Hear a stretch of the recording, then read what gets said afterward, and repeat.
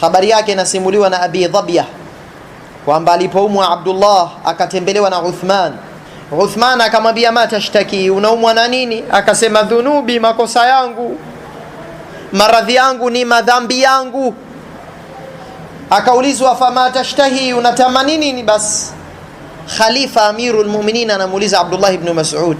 Hakuona kwa vile huyu Amirul Mu'minin Uthman ana mambo yote yako chini ya mamlaka yake, nimwambie sasa hapa nataka mimi hiki na nyumba na mapesa kwa watoto wangu na hili na lile.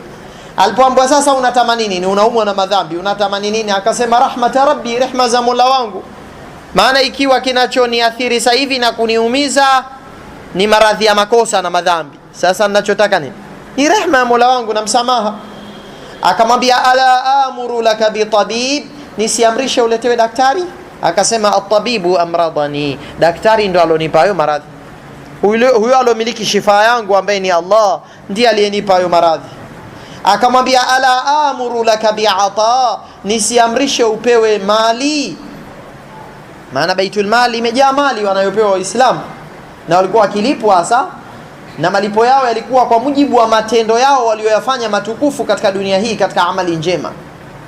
Kwa mfano wale al-Badriyun walioshiriki katika vita vya Badri, posho yao ilikuwa kubwa wakilipwa katika serikali ya Kiislamu kuwazidi wasiokuwa wao. Na hivyo hivyo sahaba walitofautiana vyeo vyao na nafasi zao na ukuruba wao mbele ya Allah azza wa jalla kulingana na maelezo ya Mtume sallallahu alaihi wasallam juu ya fadhila za yale matendo mbalimbali waliyotenda.